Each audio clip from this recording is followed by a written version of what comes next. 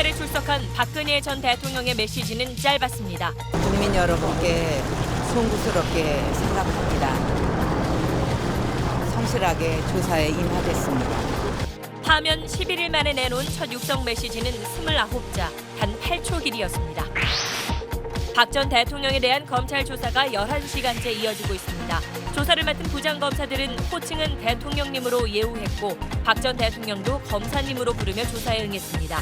검찰이 예우에 신경 쓰는 이유와 구속영장 청구 여부 등을 자세히 분석해드립니다. 삼성동 자택 주변에서 지지자들이 자신을 밟고 가라며 길가에 드러눕거나 오열하기도 했습니다. 서울중앙지검 앞에서도 지지자들이 집회를 벌이고 있는데 박 전 대통령이 나올 때까지 해산하지 않겠다는 입장입니다. 박 전 대통령의 검찰 출석을 지켜본 정치권은 반성도 사과도 없었다고 비판했습니다. 대선 주자들은 엄정 수사를 촉구했는데 구속 수사를 놓고는 의견이 갈렸습니다. 서울의 한 대학병원에서 전공의 2명이 병원을 무단 이탈했습니다. 교수의 상습적인 폭행이 이탈 이유였습니다. 맞은 사람이 한둘이 아니에요. 그것은 범죄 행위라고 봅니다. 단독 취재했습니다. 오늘 초미세먼지 농도가 평소의 4배나 치솟았습니다. 한 외국 인터넷 사이트는 오늘 아침 7시 서울의 대기질이 전 세계에서 2번째로 나빴다고 발표했습니다. 전 세계 133개 주요 도시 가운데 서울의 물가 수준이 6번째로 높았습니다. 특히 서울은 식료품 부분 물가가 세계 최고 수준이어서 서민들 삶이 더 어려운 것으로 나타났습니다. 브라질산 썩은 닭고기가 국내로는 수입되지 않았다고 농식품부가 밝혔습니다. 하지만 대형 마트에서 일제히 브라질산 닭고기의 판매를 중단하는 등 파문이 이어지고 있습니다. 아마존의 최고 경영자 제프 베조스가 한국산 로봇에 직접 올라탄 뒤 기막히다는 극찬을 내놨습니다. 한국 기술 덕분에 멋진 로봇을 조종하게 됐다는 내용의 트윗을 남겼습니다.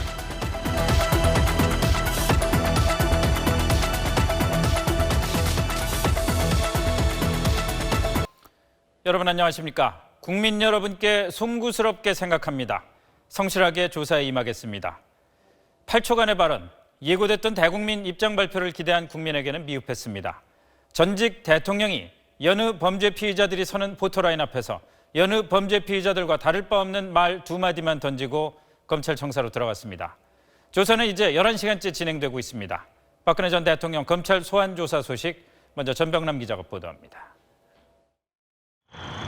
오전 9시 23분 박근혜 전 대통령을 태운 검은색 승용차가 서울중앙지검 청사 안으로 들어섰습니다. 파면된 지 11일 만이자 자택 집거 9일 만에 박 전 대통령이 피의자 신분으로 검찰에 모습을 나타냈습니다. 차에서 내린 박 전 대통령은 포토라인까지 26걸음을 걸어 국민 앞에 섰습니다. 취재진의 질문이 날아들었습니다.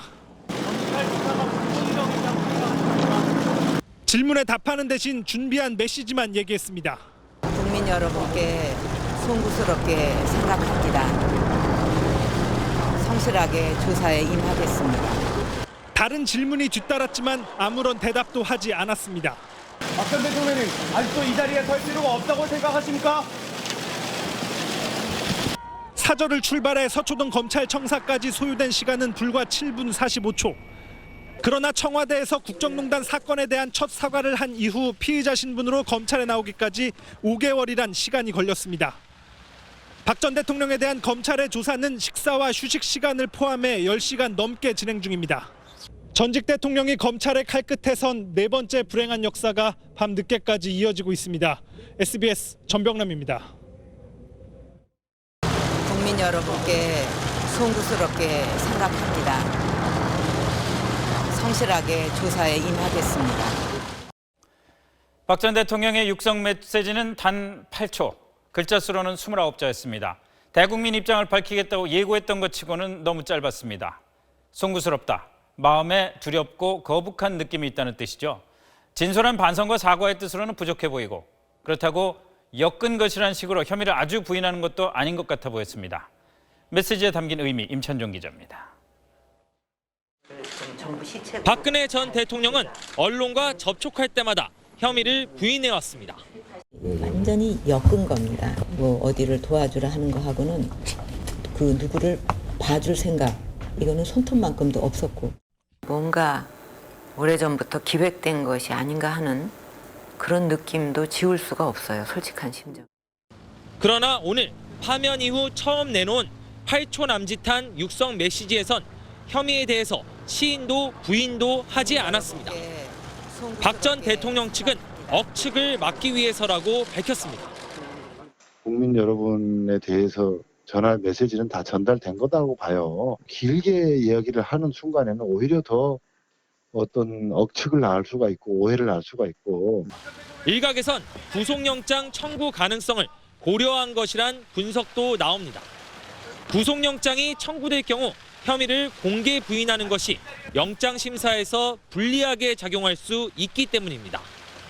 지난 12일 자택에 복귀할 때 진실을 밝히겠다는 뜻을 표명했다가 여론을 악화시킨 점도 고려한 것으로 보입니다. 그렇다고 혐의를 시인할 수도 없으니 검찰에 소환되는 인사들을 의례적 메시지를 선택했다는 겁니다. 오늘 검찰에서 물어보신 대로 성실하게 조사를 받겠습니다. 조사 과정에 성실하게 답변하도록 하겠습니다. 하지만 준비된 메시지가 있다는 어제 변호인단의 전언을 듣고 혹시나 하는 마음을 가졌던 국민에게는 너무나 짧고 의례적인 메시지였습니다. SBS 임찬종입니다. 검찰의 모습을 드러낸 박근혜 전 대통령은 나흘 전 삼성동 자택으로 돌아갈 때와 같은 차림이었습니다. 올림머리를 하고 감색 코트를 입었는데 같은 옷을 입은 건 우연이 아니라는 해석도 있습니다. 김기태 기자의 보도입니다. 오전 9시 15분 박근혜 전 대통령이 자택으로 돌아간 지 9일 만에 처음 모습을 나타냈습니다. 지지자를 보며 많이들 오셨네요라는 혼잣말을 하는 모습이 카메라에 포착됐습니다. 옆머리에 여러 개의 실핀을 꽂은 특유의 올림머리도 여전했고 감색 코트에 검은색 정장 바지 차림이었습니다. 탄핵 심판이 한창 진행되던 지난 1월 23일 설 연휴를 앞두고 국립현충원을 찾았을 때 지난 12일 삼성동 자택으로 향했을 때와 같은 차림이었습니다. 박 전 대통령이 이렇게 공식 석상에 같은 복장으로 여러 차례 등장한 것은 드문 일입니다. 짙은색 코트와 바지 차림이 박 전 대통령의 전투 모드 복장으로 검찰 수사에 임하는 자세를 우회적으로 나타낸 것이라는 해석도 나왔습니다. 박 전 대통령은 검찰청사에 도착한 뒤 차에서 내리는 순간 잠시 미소를 짓기도 했지만 포토라인 쪽으로 걸어갈 때는 표정이 굳어졌습니다. 취재진을 보고는 잠시 멈칫하기도 했는데 마중 나온 서울중앙지검 임원주 사무국장과 짧은 대화를 나눴습니다. 말씀 안 하시겠습니까? 박 전 대통령은 짤막한 입장만을 밝힌 뒤 서울중앙지검 출입구로 들어갔습니다. SBS 김기태입니다. 박 전 대통령 조사는 한웅재, 이원석 두 부장검사가 진행합니다. 한 부장검사가 오전에 재단 출연금 관련 조사를 먼저 했고 뇌물죄 수사를 맡은 이 부장검사가 이어서 조사합니다. 박 전 대통령은 유영하, 정장현 변호사의 도움을 받아서 지금 조사에 응하고 있습니다. 검사들은 조서에는 박 전 대통령을 피의자 이렇게 쓰지만 부를 때는 대통령님이라고 하고 있고 박 전 대통령은 검사님으로 부릅니다. 이렇게 호칭까지 신경 쓰는 이유를 김혜민 기자가 알아봤습니다. 박근혜 전 대통령이 조사받고 있는 서울중앙지검 10층 전체에 온종일 창문마다 짙은 가림막이 쳐져 있습니다. 조사 상황이 외부에 드러날 것을 우려해 검찰이 원천 차단한 겁니다. 또 조사 전 노승권 1차장 검사가 박 전 대통령과 티타임을 하기 위해 미리 10층에서 기다리는 등 전직 대통령에 대한 예우를 갖췄습니다. 검찰 관계자는 그게 손님을 맞는 예의가 아닌가라고 반문했습니다. 조사실에 배석하는 수사관을 여성 수사관으로 속기를 담당하는 검사 가운데 한 명도 여성으로 배치하는 배려도 보였습니다. 검찰의 이런 예우는 박 전 대통령 조사에서 강도 높은 추궁을 통해 진술을 받아내기보다는 피의자 진술 조서를 받는다는 그 자체를 중시하기 때문으로 보입니다. 결국 박 전 대통령의 구속이나 기소 판단에 필요한 진술이나 증거를 대부분 확보한 검찰이 피의자 진술 조서를 받아내 수사의 완결성을 갖추려는 겁니다. SBS 김혜민입니다. 검찰 조사는 성실하게 조사에 임하겠다던 박 전 대통령 말대로 순조롭게 진행되고 있습니다. 다만 박 전 대통령은 구체적인 혐의에 대해서 적극적인 방어를 하는 걸로 전해졌습니다. 박상진 기자가 취재했습니다. 검찰이 박근혜 전 대통령을 상대로 준비한 질문지는 100페이지가 넘는 것으로 알려졌습니다. 질문이 수백 개가 넘고 질문에 따라 보강 질문이 추가되기 때문에 실제 조사량은 더 늘어날 수밖에 없습니다. 검찰은 박 전 대통령이 조사에 비교적 적극적으로 임하고 있다고 설명했습니다. 검찰 관계자는 답변을 잘하고 있으며 특별히 역정을 낸 적은 없다고 밝혔습니다. 또 박 전 대통령이 진술 거부권을 행사한 적도 없다고 답했습니다. 파면된 전직 대통령이라는 민간인 신분에서 굳이 검찰을 자극할 필요가 없다는 판단으로 보입니다. 하지만 답변 태도는 질문에 따라 달리하는 모습입니다. 혐의 유무에 관련이 없는 질문에는 간단하게 답을 하지만 본인이 불리하다고 판단되는 부분에는 적극적으로 항변하고 있다는 겁니다. 검찰 관계자도 답변 형태가 일률적이지 않다고 밝혔습니다. 박 전 대통령 입장에선 이번 조사가 자신의 구속 여부에 상당한 영향을 미칠 수 있는 만큼 범죄 혐의에 관련된 부분은 최대한 방어해야 합니다. 또 검찰과 헌재, 특검 출석을 모두 거부했던 만큼 묵비권을 행사한다면 여론을 더욱 악화시킬 수 있다는 판단이 작용한 것으로도 보입니다. SBS 박상진입니다. 검찰은 오늘 최순실 씨를 비롯해서 안종범 전 수석과 정호성 전 비서관도 출석하라고 요구했습니다. 박 전 대통령과의 대질 신문을 준비했던 것 같은데 아무도 응하지 않았습니다. 특히 최 씨는 바로 옆 법원에서 재판을 받고 있었습니다. 박하정 기자의 보도입니다. 최순실 씨와 안종범 전 청와대 수석 그리고 정호성 전 비서관은 박 전 대통령이 받는 핵심 혐의의 공범으로 재판을 받고 있습니다. 검찰은 오늘 이들에게 출석을 요구했습니다. 박 전 대통령과의 대질 신문을 염두에 둔 것으로 보입니다. 피의자나 참고인들 말에 서로 차이가 있을 때 이들을 한자리에서 진술하게 하는 건데 박 전 대통령과 이들이 만날 경우 불편한 상황이 생길 수밖에 없습니다. 무엇이 진실인지 서로 따져야 하기 때문입니다. 이미 안 전 수석과 정 전 비서관은 주요 혐의에 대해 박 대통령의 지시였다고 검찰이나 법정에서 진술한 바 있습니다. 이런 상황을 꺼려서인지 3명은 모두 불출석 사유서를 내고 오늘 검찰에 나오지 않았습니다. 특히 박 전 대통령이 검찰에서 조사를 받고 있을 때 최 씨와 안 전 수석은 검찰청사와 길 하나를 사이에 둔 법원에서 재판을 받고 있었습니다. 최 씨는 평소 모습과 크게 다르지 않았지만 간간히 머리를 손으로 짚거나 법정 천장을 한동안 쳐다보며 편치 않은 감정을 드러냈습니다. 재판 직후 최 씨 변호인은 박 전 대통령 검찰 소환 사실을 최 씨도 알고 있다며 지금은 최 씨가 할 말이 없는 상황이라고 전했습니다. SBS 박하정입니다. 박근혜 전 대통령이 받고 있는 혐의는 13가지에 달합니다. 검찰은 이 가운데도 뇌물죄 혐의를 입증하는 데 힘을 모으는 모습입니다. 여기에 대응하는 박 전 대통령 측은 진실을 말하는 게 전략이다. 이렇게 밝혔습니다. 박현석 기자입니다. 특검은 최순실 씨 측이 삼성 등 대기업으로부터 챙긴 각종 출연금과 지원금을 뇌물로 받지만 검찰은 뇌물인지 강요인지 아직 확정하지 않았습니다. 사실관계부터 확인한 뒤 무슨 법을 적용할지 따져보겠다는 겁니다. 그래서 검찰은 오늘 조사에서는 뇌물죄 혐의를 입증할 대가성이나 부정한 청탁이 있었는지에 집중하는 것으로 알려졌습니다. 검찰은 조사에 나선 한웅재, 이원석 부장검사가 각자 맡아온 수사 부분을 신문하고 있다고 밝혔습니다. 미르, K스포츠재단 출연금이 제3자 뇌물죄에 해당하는지, 삼성 등 대기업으로부터 받은 각종 지원금이 청탁이나 대가와 연결됐는지 집중 추궁한다는 뜻으로 해석됩니다. 이에 대응하는 박근혜 전 대통령의 전략은 진실을 말하는 것이라고 변호인단의 손범규 변호사가 밝혔습니다.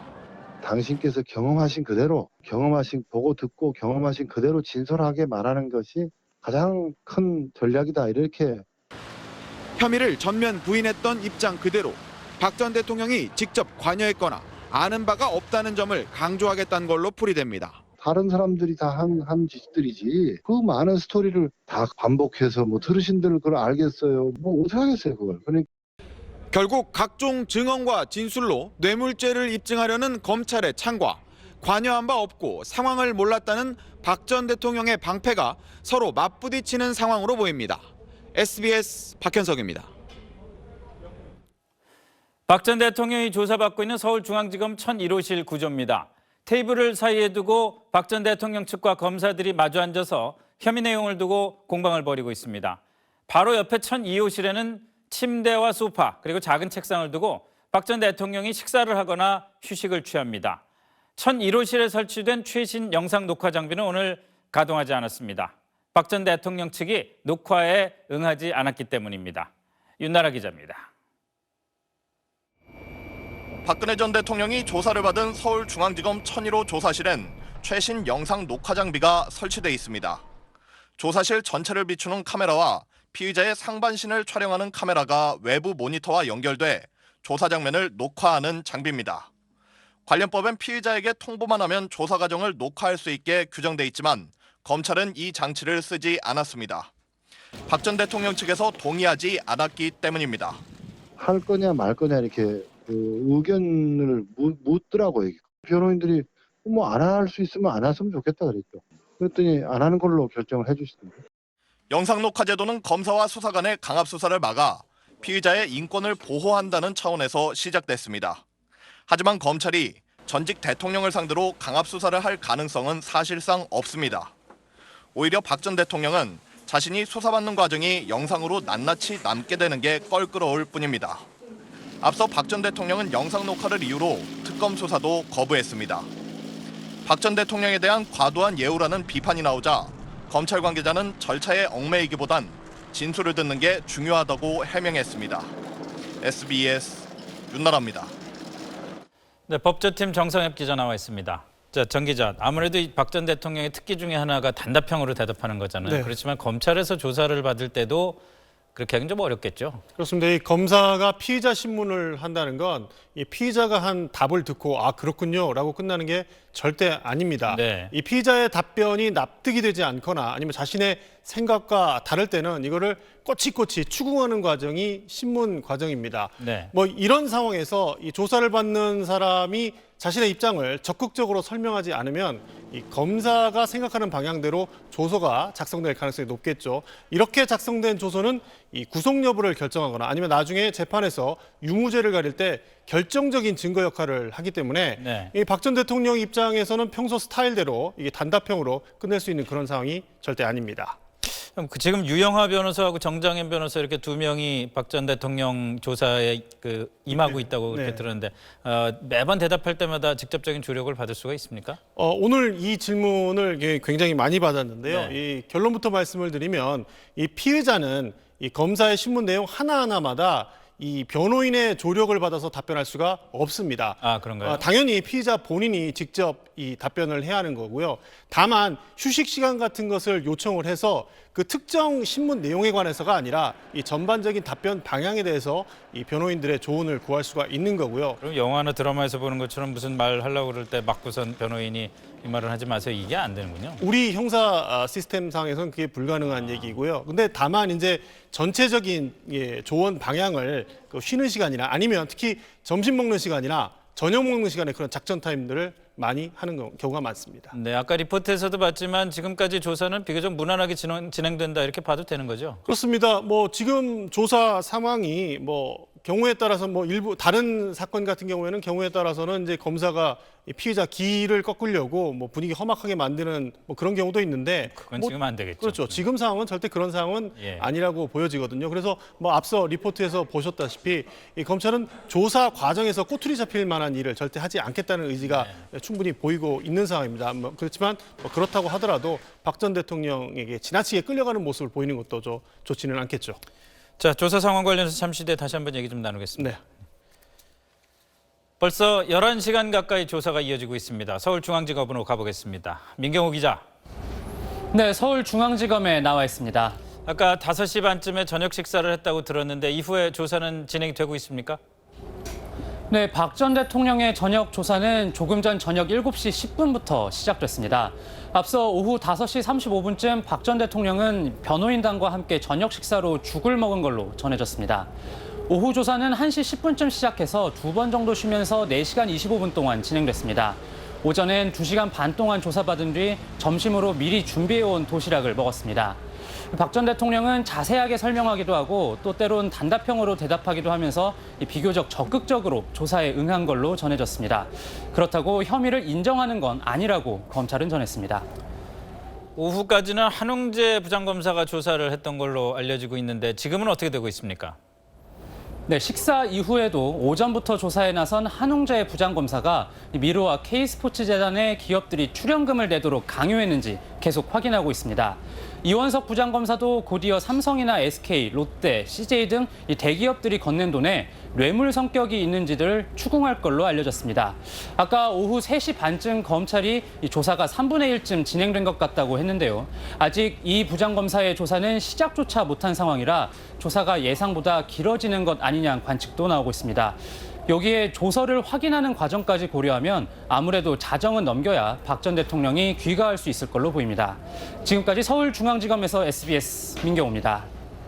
자, 정 기자, 지금 민경호 기자 얘기를 들어보면은 아직도 한웅재 부장검사가 조사를 하고 있다. 다시 말해서 K스포츠재단, 미르재단, 재단 비리 관련된 조사가 아직도 그냥 진행이 되고 있는 거란 말이죠. 네. 큰 그 단락으로 나눠서 재단 비리 조사, 뇌물죄 혐의 조사 이렇게 나눌 때 지금 앞 단락도 아직 끝나지 않은 상황이네요. 네, 그런 것 같습니다. 지금 박근혜 전 대통령이 이 조사를 받는다는 사항은 피의자 신문 조서를 작성하고 있다는 네. 얘기거든요. 이 검사가 물어보고 또 그에 대해서 또 추궁을 하고 또 그에 대해서 이제 박근혜 전 대통령이 답변하는 내용을 법적으로 이 유효한 문서를 만드는 작업을 하고 있다는 네. 얘기인데, 이렇게 만들어진 조서가 마무리가 되면 다시 또 이 피의자는 처음부터 끝까지 조서를 다 읽어보게 됩니다. 왜냐하면 자신의 이 진술 취지대로 제대로 적혀 있나 이게 확인하는 것이죠. 그리고 이상이 없으면 서명을 하고, 서명을 하면 이 확정이 되는 건데요. 그렇기 때문에 이제 조서 읽는 과정도 굉장히 시간이 많이 걸리고 또 꼼꼼하게 읽을 수밖에 없는 상황인데, 지금 한웅재 부장이 아직까지도 조사를 하고 있는 상황이고 조서 읽는다는 그런 얘기는 나올 기미가 보이지 않기 때문에 앞으로 갈 길이 한참 남아 있는 것 같습니다. 꽤 갈 것 같네요. 그러면은 어쨌든 오늘 박 전 대통령 귀가는 하겠죠. 그래서 지금 상황이 조사 과정에서 긴급 체포할 그럴 상황도 아니고요. 또 검찰 관계자도 돌려보내겠다 이런 얘기를 분명히 했었거든요. 네. 근데 이 조사가 자정을 넘어가게 되면 이 조사를 받는 사람의 동의를 받아야 하거든요. 그렇죠. 근데 그때까지 조사가 상당 부분 진행이 됐으면 오늘 조사 끝까지 마무리하고 귀가를 할 텐데, 이 조사할 내용도 많이 남아있고 또 박근혜 전 대통령이 오늘은 그만합시다 이렇게 돼버리면 일단 집으로 돌려보내야 하고요. 또 다시 불러서 조사를 하는 상황도 배제할 수가 없는 상황입니다. 이 검찰 입장에서는 오늘 한 번으로 조사를 다 마무리를 하고 싶겠지만 그거는 이제 조사 진행 속도하고 박근혜 전 대통령의 마음가짐에 달려있다고 봐야겠습니다. 추측입니다만 박근혜 전 대통령도 오늘 그냥 조사를 다 마무리하는 게 더 바람직하다고 생각할 수도 있겠죠. 그럴 수도 있을 것 같습니다. 그러니까요. 자, 어쨌든 오늘 돌아간다 하더라도 구속영장 청구 여부가 아무래도 관심사인데 지금까지 검찰의 분위기는 어떻습니까? 일단 오늘 조사가 다 끝나느냐 아니면 한 번 더 진행되느냐에 따라서 이 구속영장 청구 시기와 관련해서는 약간 유동적인 것 같은데, 오늘도 검찰 관계자는 지금은 조사에 집중할 때다라고 얘기를 하면서 이 구속영장 관련 얘기는 전혀 안 하려고 하고 있거든요. 네. 그만큼 민감한 사안이기 때문에 그럴 텐데요. 하지만 이 검찰 내부에서는 구속영장 청구가 불가피한 것 아니냐라는 의견이 더 많고요. 또 그런 방향이 정해졌으면 조사가 마무리되는 대로 지체 없이 절차를 진행하는 게 좋겠다라는 의견이 많은 게 사실입니다. 네. 결국은 여론의 동향과 또 김순환 검찰총장의 결단의 문제가 남아있다고 봐야겠습니다. 검찰의 고민이 지금부터 시작이다라고 생각해도 될 것 같네요. 그렇습니다. 잘 들었습니다. 서울한대학병원에서 전공의 2명이 병원을 무단 이탈했습니다. 이유를 물어보니까 교수가 하도 때리고 발로 차고 그래서 도망갔다고 말했습니다. 잠시 뒤에 전해드립니다.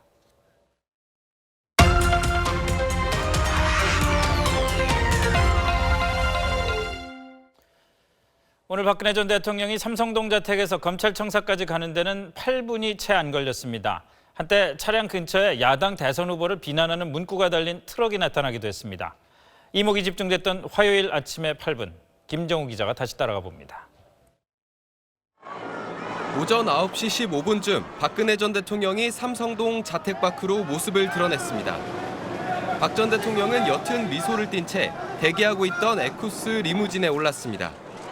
앞뒤의 경호 차량과 함께 리무진은 서서히 출발했고 경호원 8명이 차 옆에 바짝 붙어 근접 경호를 했습니다. 지지자 수십 명이 길 옆에서 태극기를 흔들며 박 전 대통령을 응원했습니다.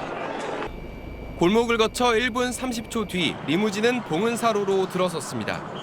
대기하고 있던 경찰 순찰차와 오토바이가 합류했고 취재차들도 따라붙었습니다. 지하철 9호선 선정릉역 사거리에서 좌회전한 리무진은 2호선 설릉역 사거리에서 우회전하면서 자택 출발 4분 만에 테헤란로에 진입했습니다. 길이 거의 일직선인데다 경찰이 교통 통제에 나선 덕분에 테헤란로에선 속도를 높였습니다.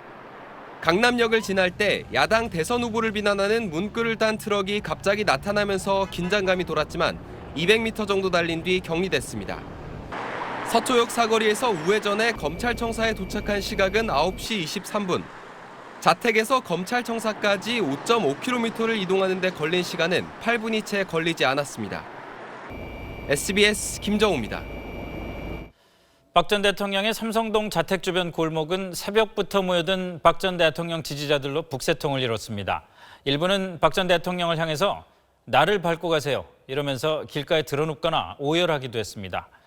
서울중앙지검 앞에 모인 지지자들은 또 박 전 대통령이 조사를 마치고 나올 때까지 꼼짝 않고 기다릴 자세입니다. 원정진 기자입니다. 봄이 트기 전 새벽부터 삼성동 자택엔 태극기와 팻말을 든 박 전 대통령 지지자들이 모여들었습니다. 100명 넘게 모인 지지자들은 박 전 대통령을 보기 위해 자택 주변 골목골목에 늘어섰습니다. 출석 시간이 다가오자 몇몇은 자신을 밟고 가라며 자택 입구에 드러눕기도 했습니다.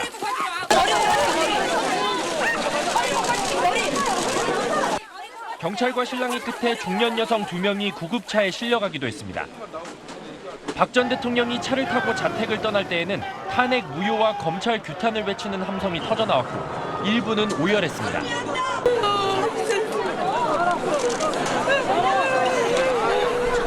서울중앙지검 서문 쪽에도 지지자들이 몰렸습니다. 이들은 검찰도 헌법 파괴 세력이라며 계엄령을 선포해야 한다고 주장하거나 헌법재판관들의 이름을 열거하며 탄핵해야 한다고 주장했습니다.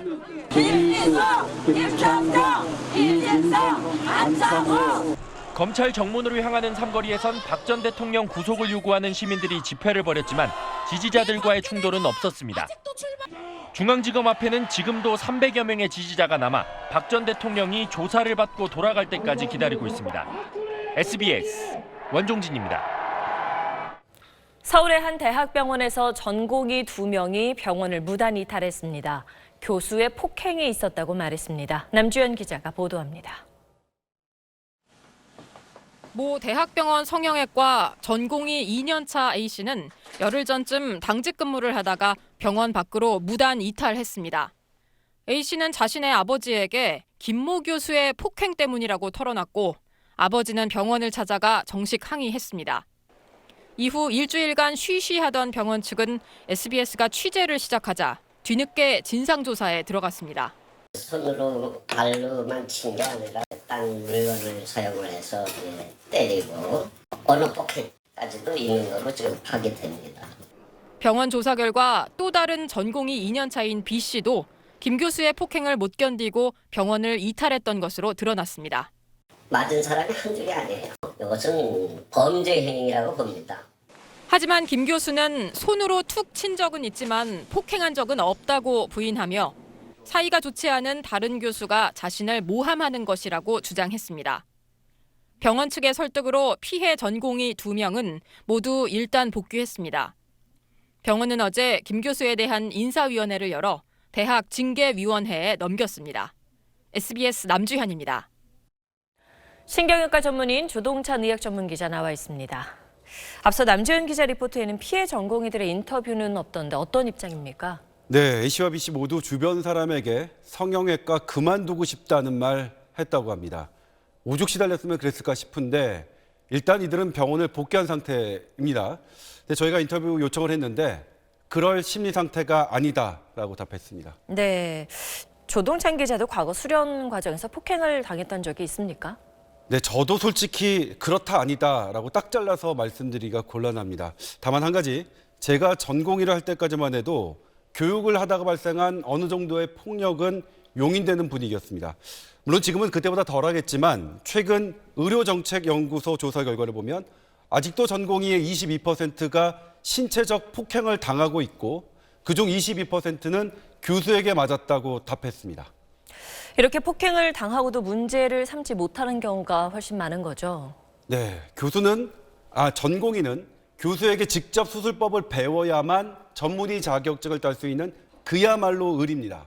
그런 상황에서 교세 폭력 행위를 폭로하는 것 현실적으로 쉽지 않습니다. 네, 도제식 교육 얘기하시는 건데, 그리고 옛날 의사들 중에는 생명을 다루는 직업인 만큼 좀 엄하게 가르쳐야 한다, 이런 생각 가지고 있으신 분들이 좀 많으신 것 같아요.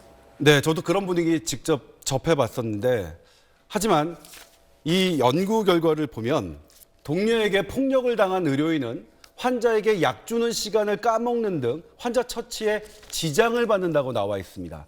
의사들의 폭력 사태, 환자의 안전을 위협하는 일이라는 것 인식해야 될 것 같습니다. 네, 잘 들었습니다.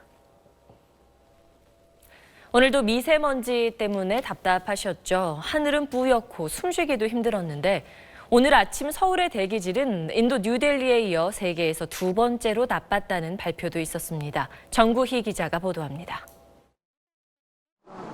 어젯밤부터 오늘 아침 사이 한반도를 둘러싼 미세먼지가 절정에 달했습니다. 새벽 2시 서울의 초미세먼지 농도는 세제곱미터당 119 마이크로그램까지 치솟았습니다. 평소보다 4배나 높은 수치입니다. 미세먼지가 닷새째 이어지면서 농도는 오늘 가장 높게 올라갔습니다. 제 뒤로 보이시는 여의도와 한강 다리들 모두 형체조차 알아보기 어렵습니다. 세계 곳곳의 대기오염 실태를 살피는 다국적 사이트는 오늘 아침 7시 서울의 대기질이 인도 뉴델리에 이어 전 세계에서 두 번째로 나빴다고 밝혔습니다. 같은 시각 인천의 대기질 순위도 세계 8위를 차지할 정도로 답답했습니다. 많이 불편하죠. 창문도 제대로 못 열고 환기도 제대로 못 시켜서 일상생활에 너무 큰 지장을 주는 것 같습니다. 닷새째 미세먼지가 쌓인 데다 밤사이 또 한 차례 중국에서 짙은 미세먼지가 몰려왔기 때문입니다. 어제 저녁부터 북서풍을 타고 유입된 국외 미세먼지에 더하여 밤사이 대기 정체가 이어져 아침까지 특히 고농도가 나타났습니다. 미세먼지 농도는 오늘 오후 대부분 지역에서 보통 수준을 회복했으며 내일도 보통 수준을 이어갈 것으로 보인다고 환경부는 밝혔습니다. 서울 대기오염도가 세계 2위고 베이징보다 나빴다고 해서 참 충격적인데 여기 나오는 대기질 지수 AQI라는 게 어떤 건가요? 네, 일단 우리나라는 오염물질을 관측하면 그 농도값을 그대로 발표합니다. 그런데 AQI, 즉 대기질 지수는 미세먼지를 비롯한 각종 오염물질을 종합해서 대기오염 상태를 하나의 수치로 나타내는 지수입니다.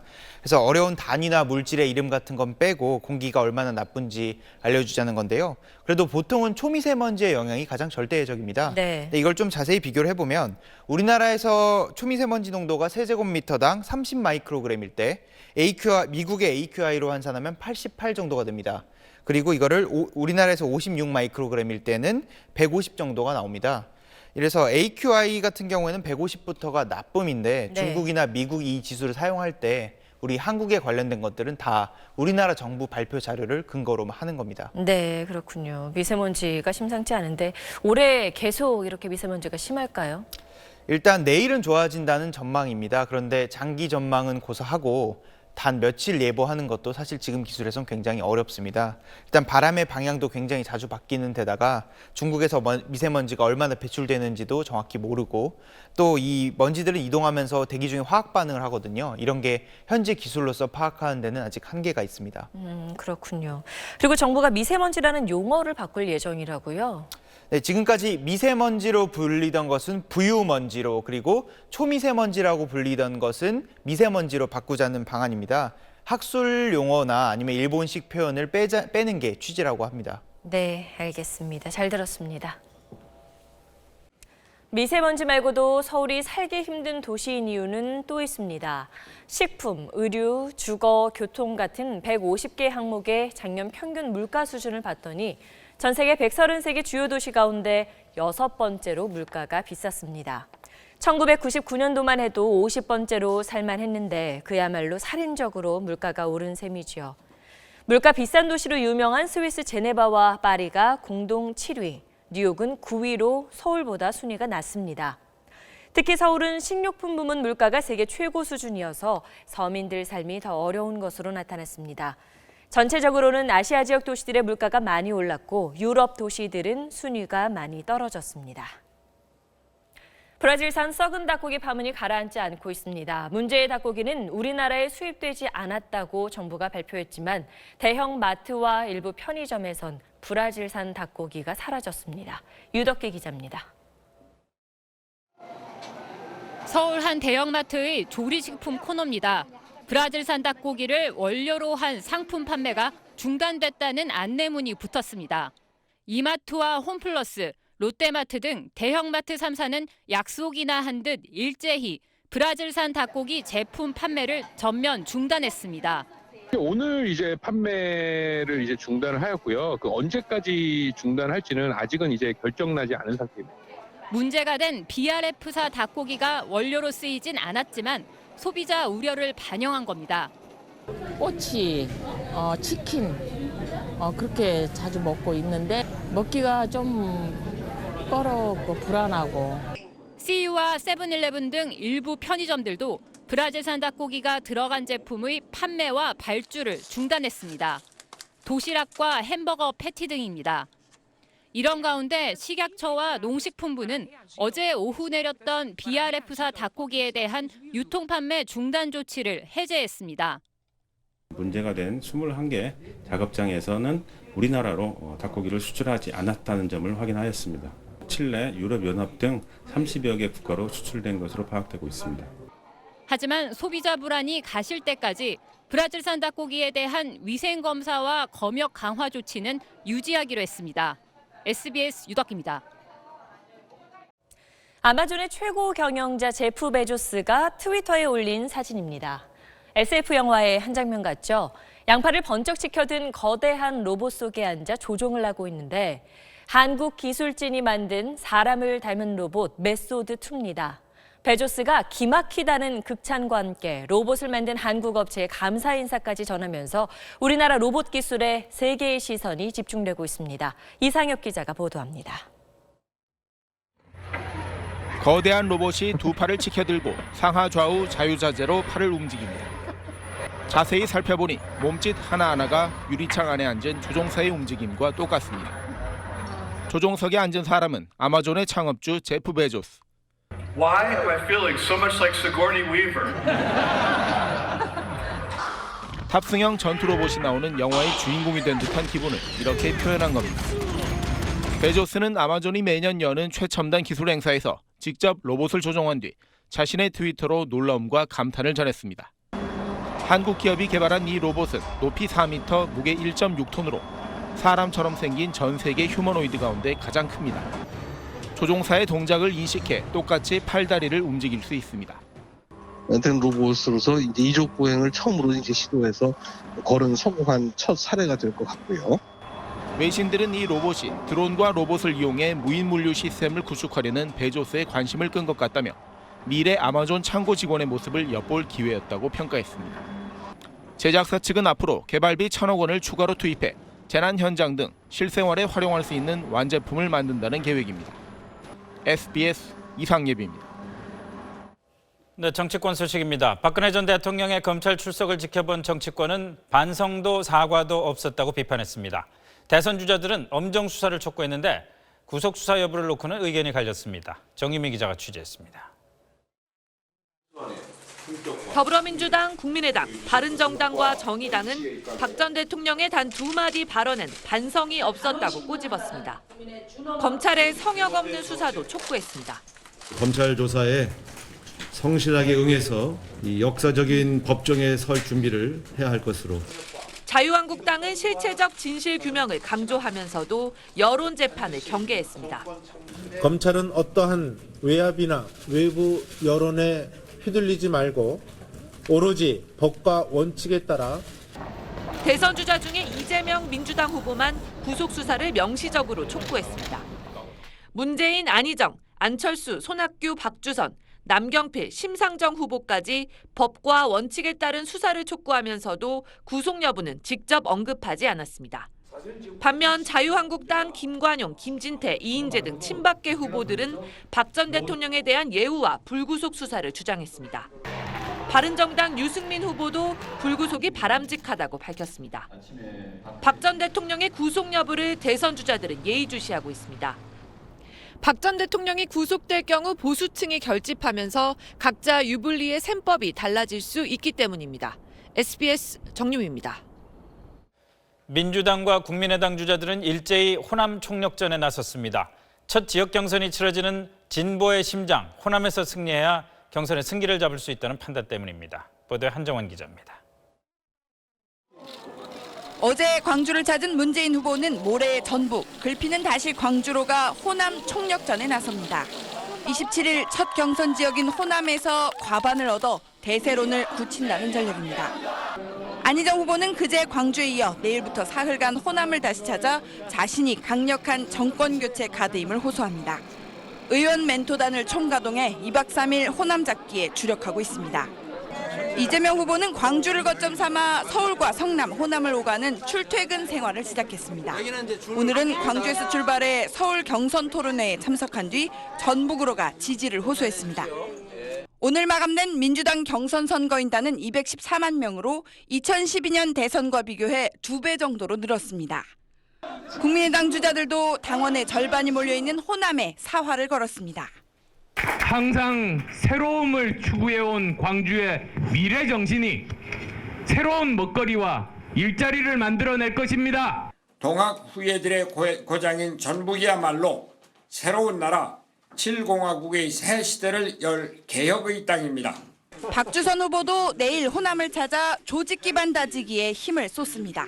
SBS 한정원입니다. 자유한국당 홍준표 경선 후보가 민주당 문재인 경선 후보를 겨냥한 강성 발언을 쏟아내고 있습니다. 보수층 결집과 경선 흥행이라는 두 마리 토끼를 잡기 위해서 분명한 단일 타겟을 정한 겁니다. 김정인 기자입니다. 자유한국당 홍준표 후보가 전북 부안군 새만금 현장을 방문했습니다.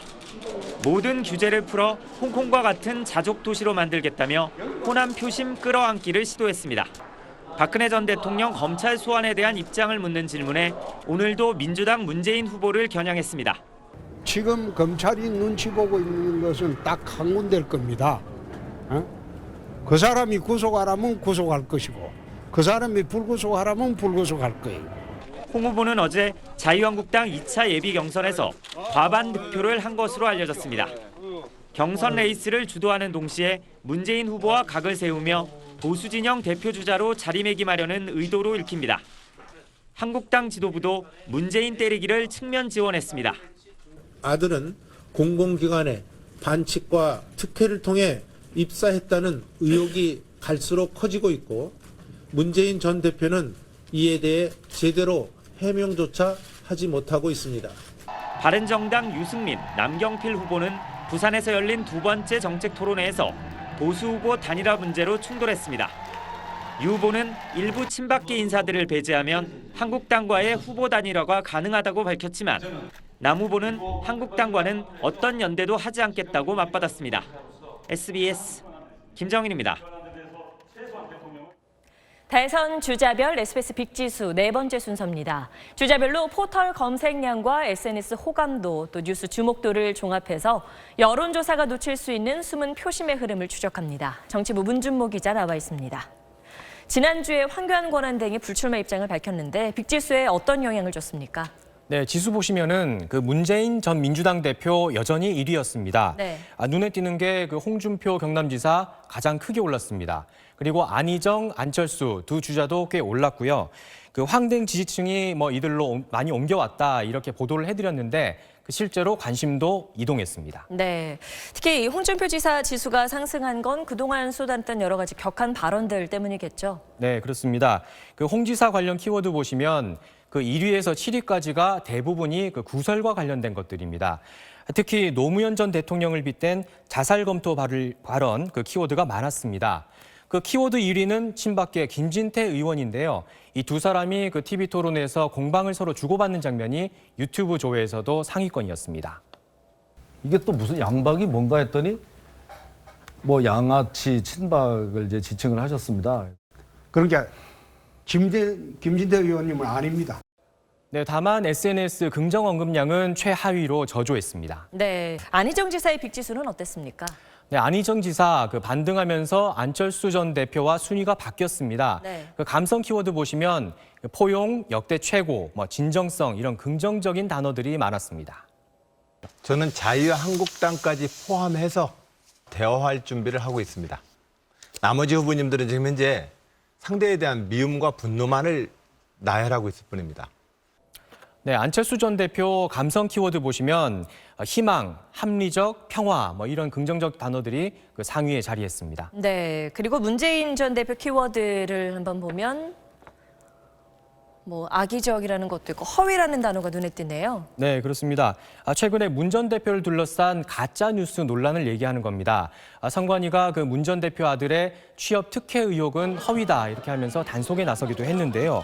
여기에 본인의 침해설까지 더해졌고 문 전 대표 측이 법적으로 대응하겠다 이렇게 나오면서 많은 주목을 받았습니다. 네, 그렇군요. 대선 경선이 치열해질 텐데 다음 주 빅지수도 기대하겠습니다. 잘 들었습니다.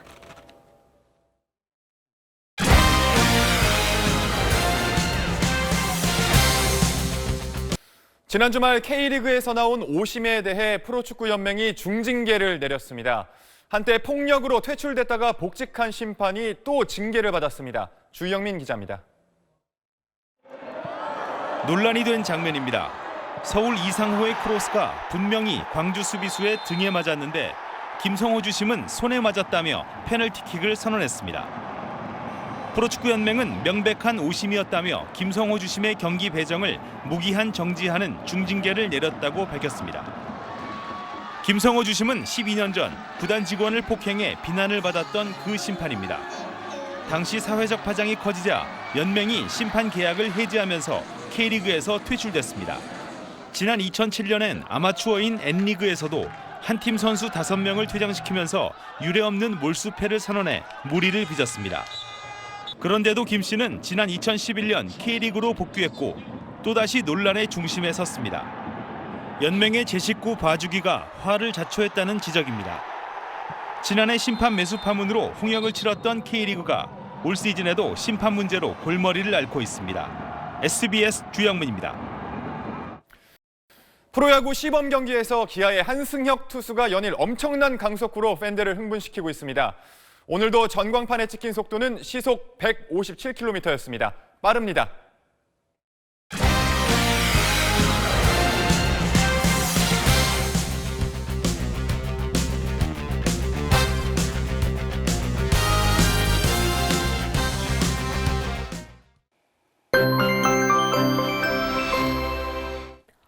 닷새간 뒤덮었던 미세먼지가 모두 물러갑니다. 대기 확산이 원활해진 덕에 내일은 전국의 대기질이 보통 수준을 회복하겠습니다.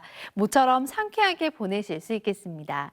다만 차가운 아침 공기와 봄바람에는 대비를 하셔야겠습니다. 내일 아침 출근길은 한층 더 쌀쌀하겠는데요. 서울의 아침 기온은 2도, 춘천은 영하권, 전주 0도 안팎으로 출발하겠고요.